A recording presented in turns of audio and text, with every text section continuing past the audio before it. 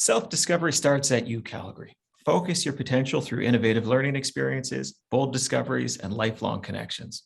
We ask that you start something at U Calgary. Hi, everybody, and welcome to another U Calgary webinar. My name is Corey Hogan. I'll be your host for this afternoon's discussion. If you participated in one of our previous webinars, well, welcome back. And to all our new viewers, thank you so much for joining us today. So today we'll be talking about NFTs, but before we begin, I'd like to acknowledge that we're hosting this webinar on the traditional territories of the people of the Treaty 7 region in southern Alberta, which includes the Blackfoot Confederacy, comprising of the Siksika, Piikani, and Kainai First Nations, as well as the Tsuut'ina First Nation and the Stoney Nakoda, which includes the Chiniki, Bearspaw, and Wesley First Nations. The city of Calgary is also home to Métis Nation of Alberta, Region 3. This week, we are celebrating Canadian innovation. Canadian Innovation Week is an initiative of the Rideau Hall Foundation to celebrate, recognize, and support ingenuity, share stories of inspiring innovators and innovations. This year, the foundation has set a theme for each day, and today's theme is to innovate to inspire, showcasing inspiring young innovators who are changing the world one idea at a time. Today, I'm joined by three distinguished guests, and together, we're going to discuss NFTs, or non-fungible tokens, the latest application of the blockchain to go mainstream. And we're very fortunate to have a young innovator on our panel, very much in theme with Innovation Week. In 2021, the global market for NFTs spiked, quickly reaching about $41 billion US, and became a huge success for many artists, many musicians, many creators who have jumped on board. Here at the university, we have many experts exploring and studying emerging trends in this field that includes data security, privacy, and financial technology.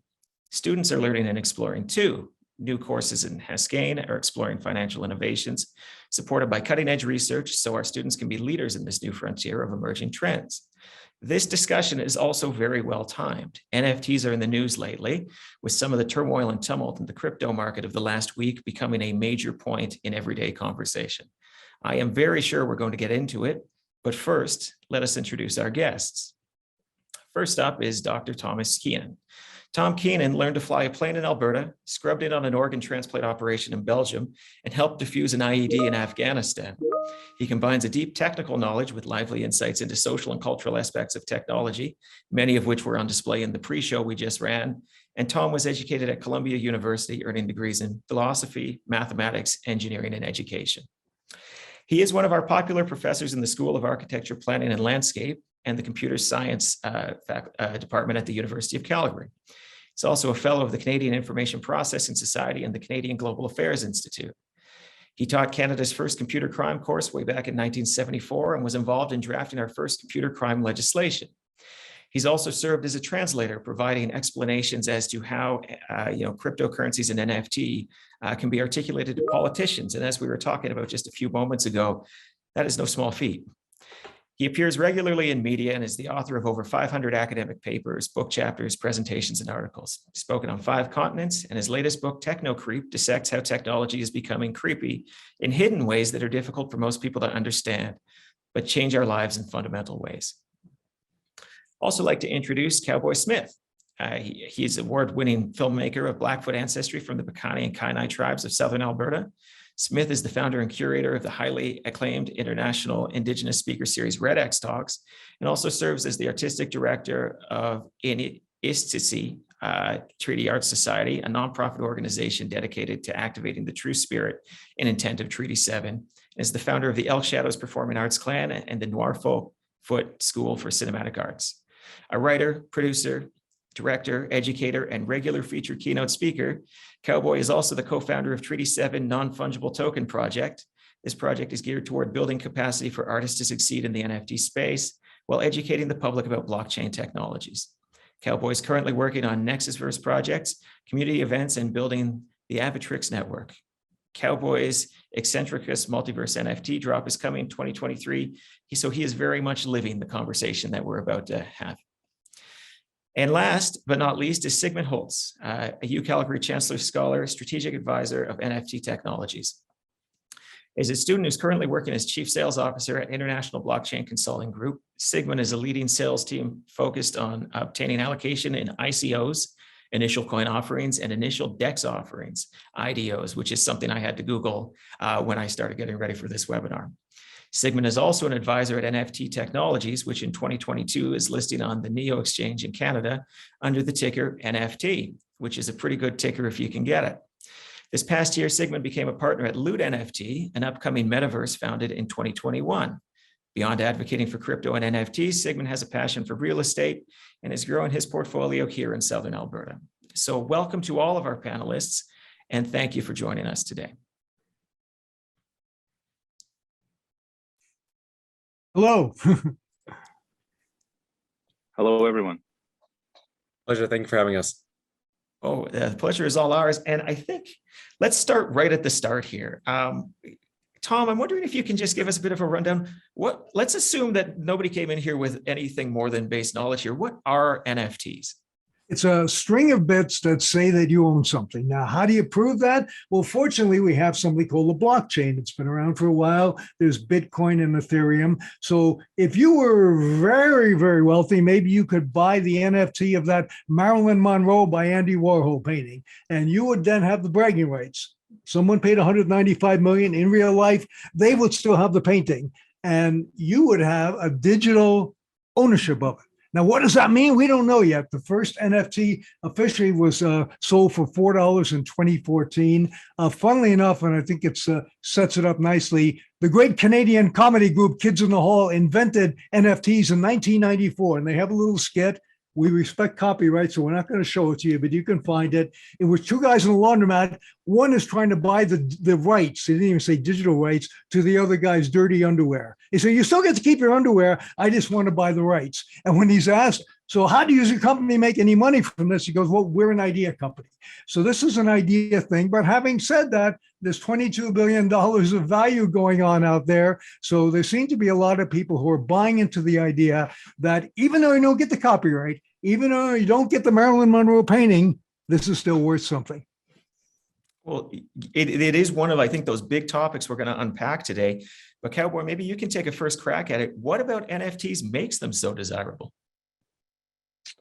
I mean, there's a number of things you can think about the functionality NFTs have with video gameplay. I'm not a gamer myself, but I do know that there are a lot of like rare NFT sort of video game incentives built into the infrastructure of these video games. There's a really cool project coming up called Star Atlas, which is going to be very heavily driven by its own blockchain and its own NFT marketplace. They've been selling these digital spaceships for $40,000 a piece. They've all sold out already. In terms of artists, I feel like an artist can have more autonomy, more sovereignty in their career by having the smart contracts attached to their NFTs, where they get royalties as the NFT gets like third, fourth, fifth, sixth, all the way to infinity point of sales. But I mean, I'm not going to go off and say I'm a shill. It's a new space. We're still figuring things out. It's been very volatile. I think there's a lot of things we haven't quite discovered about NFTs. As a filmmaker, I'm witnessing some of my peers take on, the NFT space with enthusiasm. And one great example is Quentin Tarantino. He's releasing an NFT of his handwritten script of Pulp Fiction. And he's working with a firm somewhere, probably Silicon Valley, to help that NFT drop go smoothly for him. But for creatives and artists like who are constantly churning out content, I think it's an exciting time for them, because now we have an opportunity to have sort of some accountability around, authenticity. There's a lot of counterfeits going on out there, and the blockchain doesn't let you get away with that. I mean, there's just so many different like angles you can take on it. I'm building community here in Calgary with the T7 NFT project, taking a completely different approach to try and, create awareness and also promote as many like Calgary visual artists as possible. And hopefully they go off and do their own like NFT projects. We link them up with managers, NFT managers, to help them with the onboarding process, to get them minted into whatever blockchain they wish. And it's still early days. We're still very in the early adoption stages. We're learning things as they come. There's been highs and lows in the crypto space. And I think conversations like this one are very key to helping educate the public and get people up to speed in what seems like a very complex space. But if you break it all down, a lot of our own transferable skills in life can be brought into this space. Well, it is early days and there may be lows, but even the lows are enormous. You know, the scope of financial activity that's involved in NFTs already is eye-watering. Earlier today, I was at non-fungible.com, which lists, well, one of the cool things about the blockchain is you can actually see these transactions happening in relatively real time. And I was looking at the highest sales in the last 7 days, and I wanted to share a couple maybe as a bit of a table setting here. So NFT, many people are familiar with Twitter memes for Bored Apes. Well, Bored Apes, of course, are one of like the NFTs. Bored Apes 1725 sold for 250 Ethereum. And if that doesn't mean anything to you, that's about 660,000 Canadian dollars. Azuki 5905 also sold for 250 Ethereum. CryptoPunks 7569, 190 Ethereum. That's about $500,000 Canadian. And these are not anomalies. I skipped over a few for diversity there. There were quite a few Bored Apes on the list. And the list goes on. In fact, the top 5 NFT projects alone have a trading volume of almost 16 billion Canadian. Now, that said, the last week in particular really highlights that volatility, Cowboy, you were talking to. And there are horror stories of NFTs purchased at astronomical prices, finding no market at all when they're put back out on sale. So it does sort of demand the question. And Sigmund, I want to throw this to you first, but then Cowboy and Tom, if you have thoughts, I really want to hear them. Are NFTs a good financial investment? I think the best way to answer this is really depending on the person buying them, right? You could argue oil, gold, silver, real estate, mutual funds, stock market. They're all good investments if that's something that you know a lot about and that's what you're into. Now, with NFTs, the critical thing is that the people that develop these projects, right, Bored Ape, CryptoPunks, or the thousands of other projects that we're seeing, it's very critical that they cannot make them seem as a security, because the SEC and a lot of other agencies right now, they're actually really cracking down on this to make sure that to some extent they're not seen as investments, because the promise of returns or dividends is something that unless they register and get approved for is highly illegal. So I think the biggest way to answer, or the best way to answer this question is get into NFTs for the technology, for the utility, for the education to learn about it. This is, I think, whether or not people like it, going to be the future. The utility in the metaverse, the applications for authenticity, for everything else, building on top of these blockchains is critical. Now, the second part to answer this question is whether or not this fits like your financial appetite for investment, right? It is extremely risky to invest in NFTs. Many of them are highly illiquid, right? Unless you want to sell below the floor price or at the floor price. And for those that don't know what that means, the floor price is the lowest that anyone is willing to sell an NFT of a particular collection. So Bored Ape, I think they're at 90 or 100 Ethereum, so a few $100,000. Unless you want to sell drastically below there, it could take weeks, months, or even longer to sell that NFT. Now, the other thing is that there's also high risk in it, because there's lots of scams. There's lots of people that will mint their NFTs, which basically means like that's like in essence, like an IPO, like when it first comes on the market, you have the ability to purchase or mint that NFT onto the blockchain, and you're the owner of it. That can then depreciate in value very quickly if the founders don't want to work on the project, if their roadmap is not fulfilled, if people don't live up to those expectations. And especially now with what we're seeing with the price of Bitcoin and Ethereum now around $2,000 it is a very, very high risk. And with them being illiquid, it adds that. However, I would say for the educational purpose, it is extremely beneficial to get into the space, because the people that are in sooner rather than later, whether or not they make money, are going to have that knowledge and that ability to profit off that knowledge in the present and future alike. What do you think, Tom? Absolutely agree. It depends on the personality. Some big companies are getting into this. So CNN now has, you can buy NFTs of great moments in history, like moon launches and stuff like that. So I think I'm going to buy this one. It's called 2022, the launch of CNN Plus. Anybody who doesn't know knows that was a colossal failure. And I can buy for $50 the right to an NFT with Kate Baldwin telling us why CNN Plus is going to be the best thing ever. And there were 250 of them offered and 240 have been sold. So I got to get one of those last ones. So my point is, exactly what Cowboy and Sigmund are saying. You got to do this because your heart is in it. My heart would be in that. My heart might be in some of the individual artists. I just went to OpenSea.com and saw some really interesting artists. And I thought, well, I might get on that one too. Now, of course, I could probably just steal it because anything that's up there is probably digitally available somewhere else. But you want to support the artist. What I personally don't like is what's called generative art, where you take a few elements, kitties or pandas or whatever, and you rearrange them, because that could be done by a 2-year-old or an AI program. So if there's real artistic content there, I'm interested. Okay. And what about you, Cowboy? Is it a good investment? This is not financial advice what I'm about to give you. Excellent. I love it. I love it when I hear that, because that's kind of been like the standard predication to any hot take. But honestly, like, let's go back to the Wayne Gretzky rookie card days. Remember, they were selling these packs of cards for like $5, and who would have thought that if you got one of these rare Wayne Gretzky cards that at the time might have been worth $5, $10, are now trading and selling, depending on their mint assessment, upwards of 10,000, 20,000. We don't really know. And looking at some of those numbers, those are astronomical numbers. That's big communities with a lot of hype, a lot of utility attached to them. The Bored Ape project, is promising all of these big grandiose things. And it helps the Bored Ape community when you have like influencers, big famous celebrities buying into that brand.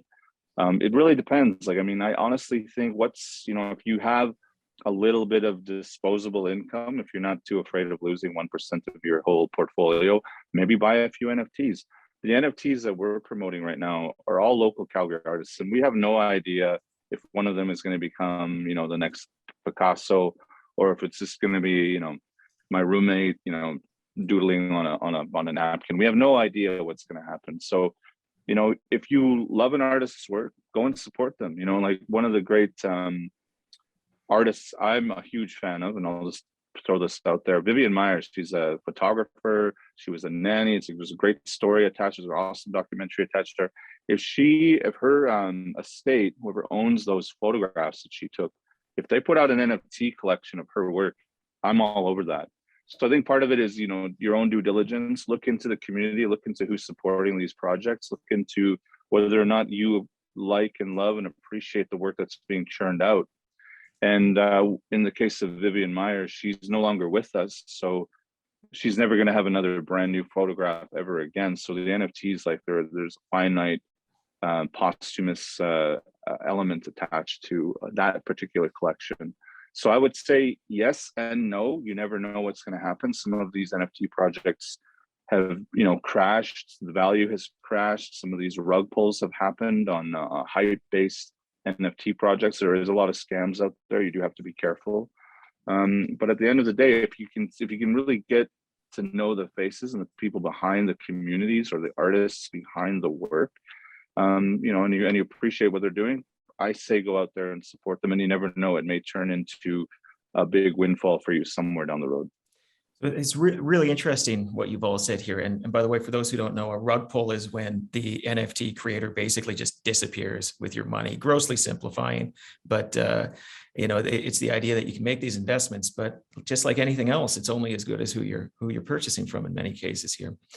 Cowboy, you in particular have brought up a couple of points here that I think give almost parallel or contrary views of what an NFT can be all about. So yeah, there's that financialization, but there's ownership in a perpetual sense with royalties, things of that nature, community, support of art. And it's really fascinating to me, the conversation about NFTs. And you talked about it, Tom, in terms of the Kids in the Hall sketch. Like the ownership elements of it to me have always seemed, I think people have trouble wrapping their head around it. I'll confess I have trouble wrapping my head around it, because blockchain in general, distributed ledger, not controlled by any one individual, not governments, not banks. I understand that rationale, I suppose, a little more simply. NFTs is putting asset ownership on that ledger, but where I trip up is rather than it protecting you independent from a government or a bank, you don't actually necessarily own it. Your legal rights with an NFT are only as good as the government of the jurisdiction you're in willing to enforce that ownership. So does it have more legal weight than a bill of sale? I don't know. And so I guess this is what I want to throw out to the three of you. does it really mean anything, just to be provocative, to own an NFT of something? Sigmund, what do you think? Bragging rights, clearly, that's what it's about. That's Are why we the spending celebrities do it. $500,000 on bragging rights? I mean, There are this is people who do. fascinating. There definitely are people that do. And I think the best way to answer this question is I have a lot of people that are skeptics on NFTs. Done on their panels, people are very skeptical. They say, I can just go screenshot all of your Bored Apes, right? And I have my computer. Look, I have $300 million worth of NFTs now on my computer. And my response is very simple. Great, go sell them now. Go sell them for $300 million because you can't. Because no one's going to buy those images for $300 million. It's like taking a photo of the Mona Lisa or Picasso and then saying, oh, why don't you give me $20 million for this painting? Because it's not the original. It's not real. Now, this has a bigger implication than just art because it's proof of ownership, right? You're seeing brands, Louis Vuitton, Gucci, start to get into the space as well, especially with their own ICOs, some of them even their own IDOs as well, with their own tokens that have utility. It's the same thing for the NFTs. I think now, or very soon at least, if you buy a Lamborghini, you're going to get a proof of ownership with that car that's going to be connected to it through an NFT. So at the end of the day, ironically enough, you don't actually even own the image. You own a link to the image. So when you purchase an NFT, that NFT on the blockchain has the hyperlink to that image. So you could question whether or not that is legitimate or whether or not you actually own it. But again, that kind of comes down to intrinsic value. I could make the argument, and I would make the argument, the only real reason the United States dollar has value is because you and I believe it does. If you and I and everyone else in the country stops believing that money is worth anything, because it's just a piece of paper, like you can make $100 bill for 4 cents if you're the government. That's base 7 cents. It's what it costs. That's the only reason it has value, because people think it does. It's the same thing with NFTs. The difference is I can prove that I am the purchaser and indefinite owner of something. So I own that, whether that is a, proof of certification, it's proof that I own the image, it's proof that I own the rights to something. And I'll just finish with this. There are companies, and I'm also very, very close to a few of them, that are working to now do this much further than just art. They're trying to tokenize real estate, they're trying to tokenize companies. I have a friend of mine who's trying to tokenize a private island. It's all coming. It's going to take a long time, but once the legal implications get there and people recognize that on a, more international level, it's going to be massive. And the people that are going to benefit, and the people that aren't are going to be slow. Yeah, there is really a lot of our life that is very consensus based that we take for granted. And we really only challenge these things when something new like an NFT comes around, for sure. Exactly. You mentioned fiat currencies. I often think the first person who said, I own this land, here's the deed to this land, the first person who saw that was like, really? You own it because a piece of paper says you own it? Good luck with that, right? But let me tell you about that. I interviewed the president of a company called Fatcom in Texas. They were hired by Honduras because what was happening was that people were coming into the land titles office, exactly what you said, and holding a gun to somebody's head and said, I want to own that beachfront property. No, senor, that belongs to Mr. Hernandez. I'll shoot you if you don't. So what they did is they brought in the blockchain. They figured 100% verifiable, 100% authorized. A few months after they did it, I called this guy up. How did it go? He said it was a technical success and a human factors failure. Because that guy with the gun can still come in, and the guy typing away will still authorize Mr. Hernandez's land to go to you. So, I'm with Cowboy on this. If you can invest with people that are human beings and maybe not a bot on the other side of the world that just wants to take your money. As a little aside, you guys may remember Ashley Madison, and it turned out at the end of the day, there were 95% horny males on there and 5% women, but there were lots of bots, women bots out there. So I start to wonder sometimes, if I'm even dealing with real people. Well, and for sure. I mean, I just look on my own Twitter feed and I will see, the latest NFT projects showing up, Hungry Hippos, Pirate Girl. I don't even know what they are, but they cost, more than I'm willing to pay for what seems to be that generative art you're talking about. And we talk about this being the 21st century gold rush. It's the name of this segment. A lot of people went pretty astray in the actual gold rush here. So when it comes to this permanent record, Cowboy, I'm interested in your thoughts because, I think Sigmund, you mentioned this, maybe it was you, Tom, but in most cases, you're just buying a pointer, right? Like it's not actually stored on the blockchain. And this goes back to my question about what are you actually buying here? Imagine a scenario where you're pointing to that digital Mona Lisa. pointing to a web address. That server is off ledger. 2 years later, the site expires. Someone else buys the site gets hacked, whatever it is, changes what it points at. What do I own? How do I prove ownership of that digital asset? What's the actual asset? If the actual asset is off ledger, even in a digital sense, is it really a permanent record? I struggle with this. I struggle with the concept of ownership with NFTs. Cowboy, your thoughts? Yeah. Well, I mean, that's one function. That's one function of this conversation. I think from a creator's perspective, I look at it as an opportunity to develop a more dynamic relationship with my supporters, with my audience, with fans, so to speak. You know, I'm working with a really great team of marketers. This is like still in the early stages, but this NFT drop I'm working on is basically like a journey into the wilds of my imagination. So imagine if, like, let's look at the Marvel universe as an example. Imagine if Stan Lee and his co-creators at Marvel, when they were first making these characters, that they were to create this huge NFT drop of all these different characters, and then you now have stake, or you're going to gain royalties by investing in this particular character. You buy the Iron Man NFT. Who the hell is Iron Man? And then it goes on to be, you know, this huge success both in the comic book sphere, video games, and cinema. So that's kind of the value proposition that we're working with here, is that all of these characters that I'm going to try and bring to life on the screen in video game spaces, other areas of application, it's a promise and a dedication like this. Like, we're going to work together. It's not going to be just me trying to create success with these projects. That this whole community around me, supporters, are going to be like, okay, I have this character, of who knows what this character is going to do. But it also creates this marketing hook, which is like this anticipatory approach to projects that haven't been created yet. And this helps us, you know, develop financing for some of these projects. So I think you got to look at it in many different ways. It's not just about, you know, the verification in the blockchain. It's not just about that. There's a relationship and the technology is only going to improve. New blockchains are going to emerge. Proof of stake is going to address some of the environmental concerns people have. You know, we're still in the early days, and I think the technology is going to improve, and adoption is continuing. Like, people see those numbers and they're like, I should get in on these NFTs. You probably have, you know, tens of thousands of new NFT collectors each and every day. And the most common jump for NFT collectors is the Top Shots platform, the collectibles platform that has been developed. I know for a fact that a lot of these other exchanges like crypto.com, I know DraftKings, which is a sports betting platform, they're putting on their own NFTs. Michael Jordan, whether you believe in it or not, it's going to happen. It's going to happen with or without you know, the doubters or the shills. And we just need to, like, jump on board and try and build our own capacity. And that's why I say these conversations like this one are very important. And Cowboy, you introduced a topic that is actually the first question from our audience here, which is the environmental impacts of NFTs. And so Princess Ribbert says, not sure if this will be covered, and looks like it is, but how do NFTs affect the environment? I've heard they are generated, stored, could be of conflict.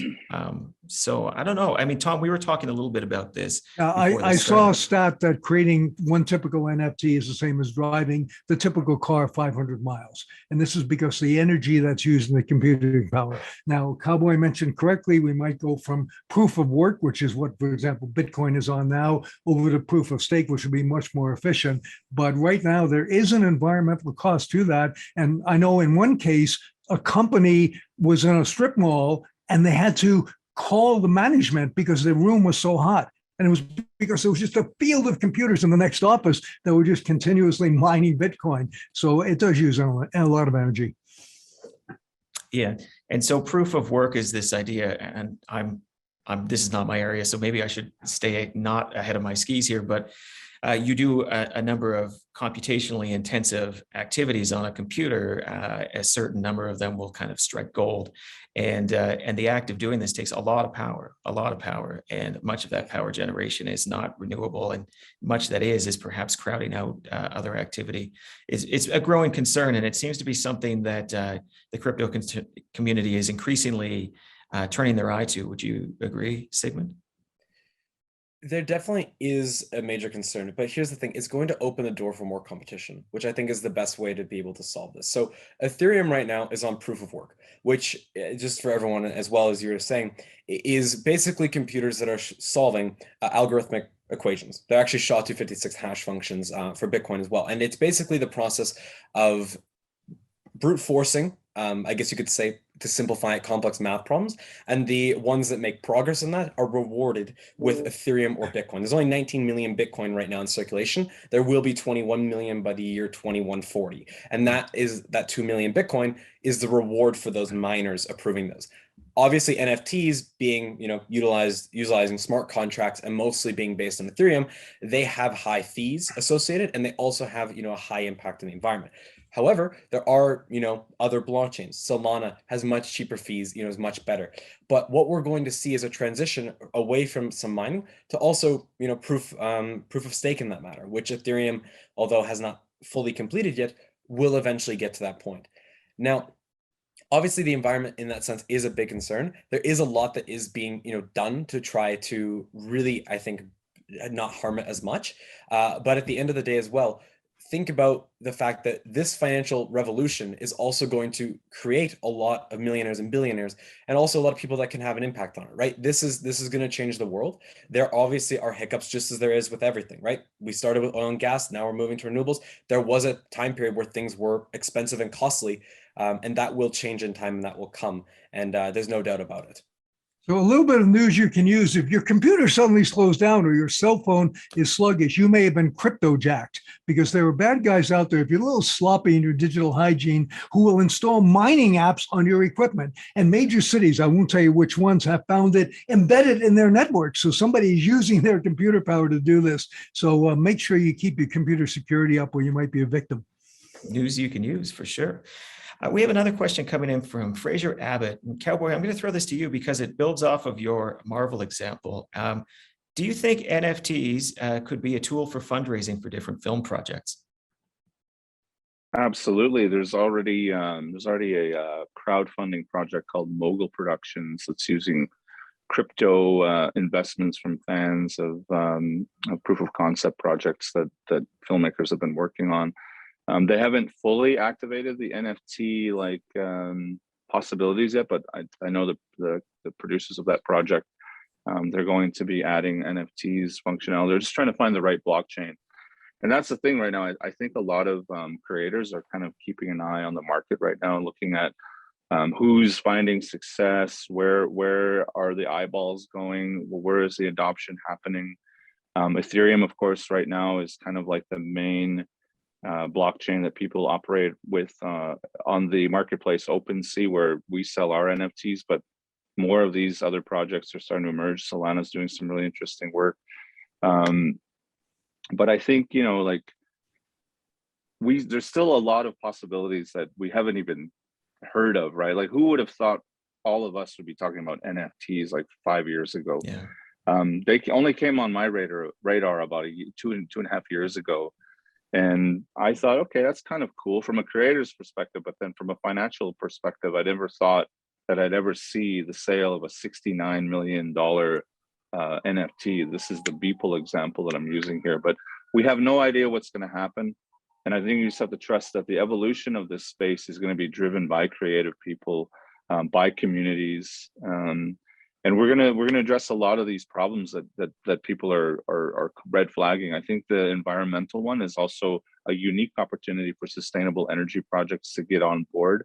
I do know at the recent blockchain consortium here in Calgary, there was a mention of needing government deregulation on Bitcoin mining for the flares that are happening. This is a waste of energy that happens in some of the oil wells.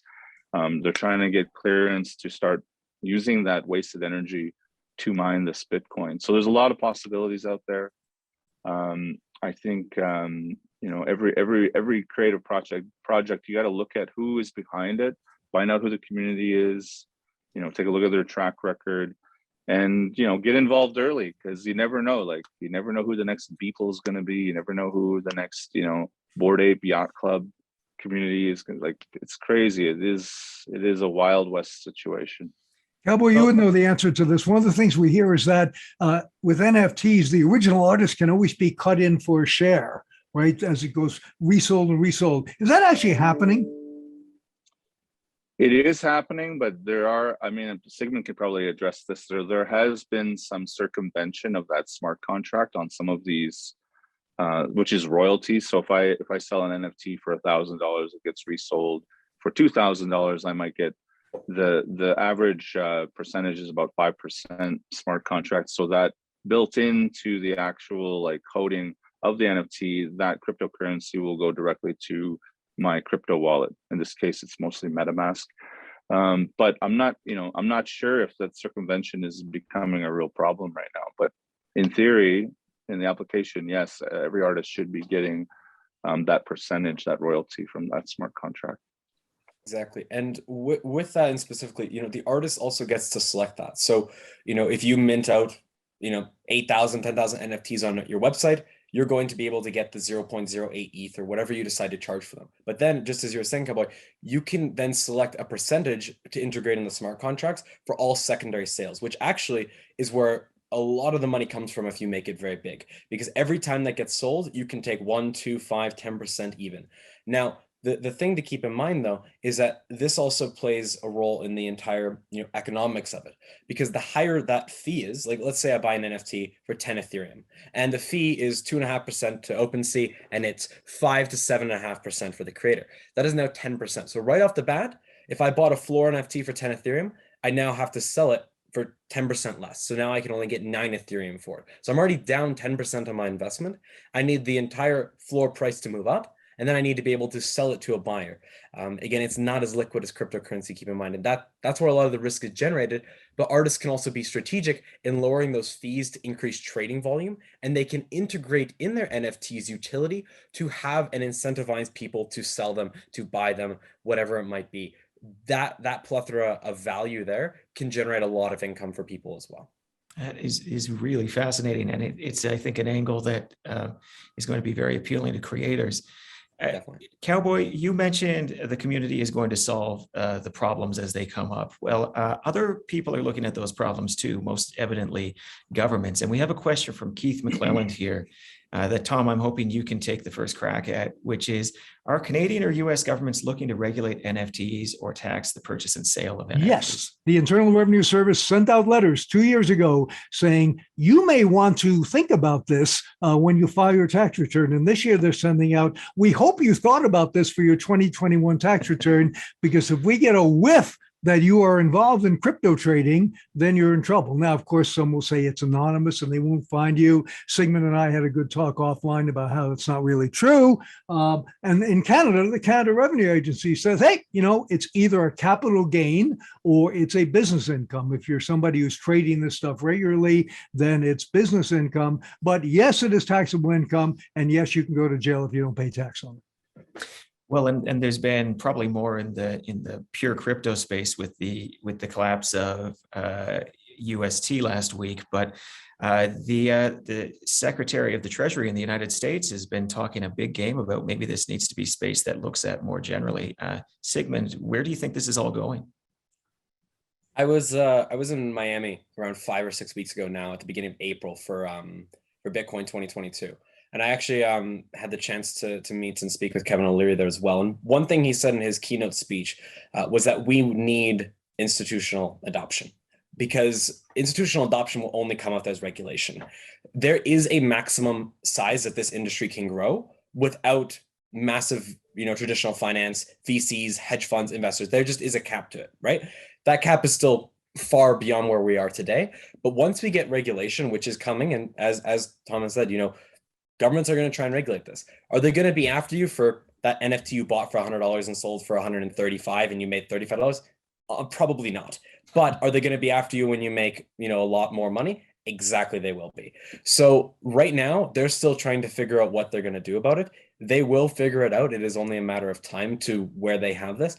And there are even programs out there right now. I can say, even since at the convention, a lot of connections in the space, there are programs now that can trace cryptocurrency and what it's been used for. They can basically figure out, is this Ethereum clean or not? Is it dirty? And if you have, Ethereum that you either used for money laundering and tax evasion, that can catch up to you, very quickly, especially in space. And the same thing for NFTs. They're going to try and regulate them. They should regulate them, because the only way that we're ever going to see institutional adoption and $100,000 Bitcoin or $500,000 Bitcoin, which is not financial advice, is if we get regulation. The subtitle can be not financial advice, I think, for this entire webinar here. Absolutely, yeah, good words to heed. There's a question here from Rupi Singh, which strikes a little bit close to my heart, because way back in the day, I had 3 Bitcoin when it was $10, and I lost them when I sold that computer. And Rupi says, any thoughts on how the owner of an NFT can protect themselves from theft or losing access to the property? There have been documented cases of people getting rid of old computers and losing their Bitcoin, which was stored on the hard drive. I feel that would be worth a lot of money right now. But maybe I want to broaden this a bit too, and I'll throw it to you first, Cowboy. One of the things about the blockchain technologies in general is the liberation and the anonymity, and you don't have the institutions that are gatekeeping you. But we rely on those institutions when things goes wrong. Sometimes people want the bank to fix their problem, to reverse that transaction, to come in, step in, and make things right because we screwed up. We don't have that safety net here. And maybe this builds off some of the regulatory comments that were either. Do you think this is ultimately a barrier to adoption? The fact that we have these horror stories that are out there about owning these significant assets that because you put a magnet too close to your computer, I mean, that's not really a thing anymore, but you know what I'm saying? All of a sudden you don't have access to it. What do you think, Cowboy? I think we have enough horror stories now that we should have learned by now that, protect your keys, know your passwords, keep a hard version of it. I know cold storage wallets are also still very popular. I think there's still definitely something you should look into to store both your crypto and your NFTs. But in terms of regulation, I think, just to go back to the previous question, I'm pretty sure word on the street that Binance, which is one of the world's premier crypto exchanges, is setting up shop here in Calgary in lieu and anticipation of potential regulation that's going to be coming for Canadian crypto everything. We remember I'm sure you guys remember, I hope there's no collective amnesia about the truckers convoy, where they tried to raise funds for their efforts using cryptocurrencies, and they were shut down, frozen on that front. So regulation is coming, and it's going to be probably a bit more clear for investors. And I think Binance, I'm not a shill for Binance, they didn't pay me anything for this, but I believe they are going to be setting up shop in Canada, here in Calgary specifically, to address those safety concerns and regulation. They're going to play by the rules, which is, I think that's important, especially when there is so many scams and rug pulls and all kinds of phishing going on out there. So yeah, I mean, we've heard enough horror stories of people losing millions of dollars of Bitcoin from a computer they sold.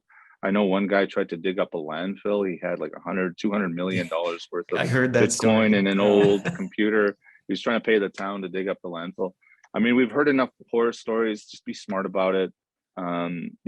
Work with the exchanges that are working directly with the regulators, like the SEC. I can use an example. I use almost all of the different exchanges, including crypto.com. I lost a deposit at one point. I reached out to them. They helped me. Everything got reset. I got my money back. I got my cryptos back. Not every exchange will do that for you. But there's risk with anything. Just ask anyone who invested with one Bernie Madoff, who made off with quite a bit of cash, playing it safe on Wall Street. So you never know. I mean, there's risk in everything. There's risk in leaving your house every day. Just be smart about things and know what you're getting yourself into. Due diligence. YouTube is an amazing place for discourse. Twitter Spaces is also a really interesting place to learn things. And also, shout out to Clubhouse as well. Well, we are at time. I really want to thank all three of you, Dr. Thomas Keenan, Cowboy Smith, and Sigmund Holtz. Thank you for being with us here today. And thanks to all who joined. There were a number of other questions we didn't get the time to come to. Oh. I think that we've got some technical difficulties there. This is why we don't rely on technology too much. That's right. You got to watch out. This has been illuminating. I certainly feel that I leave this conversation with a little bit more knowledge about some of the potentials and opportunities. I came in really thinking the financial angle. You have all helped me think about some of the other angles along here. Before we go, I want to invite all of our guests here to join us again for Campfire Chats in honor of National Indigenous Peoples Day on June 21st. The University of Calgary will be presenting its 7th annual Campfire Chats, an event created to celebrate Indigenous cultures. So please join us online as we listen and learn from a panel of Indigenous leaders and discuss the Buffalo Treaty. Buffalo hold much significance, and the Buffalo Treaty, signed on September 24th, 2014, recognizes, honors, and revitalizes the relationship we have with them. Campfire Chats is brought to you by the Office of Advancement in partnership with the Office of Indigenous Engagement, and you can register now at ucalgary.ca/Indigenous. So as we wrap up, something recently that made us very proud at the University of Calgary that I wanted to share with you is for the first time we were named one of Canada's top 5 research universities. We're the youngest institution to ever receive that honor. And I think that speaks to the caliber of our scholarship, the caliber of our community partners and community members as evidenced on this panel here today. And that allows so much. I mean, it creates this virtuous cycle that enriches student experience, builds greater research, and it all ties into encouraging those new ways of learning, this being a part of it here. We like to think that we mix disciplines together. We like to start something new and looking to the future to meet the future's needs. So we encourage you all to discover something, destruct something, create something, cure something, undo something, solve something, whatever you do, start something and start it with the University of Calgary.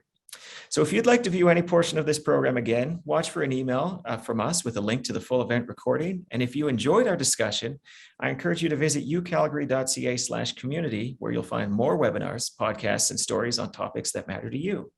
So thank you very much, everybody, and we look forward to seeing you next time.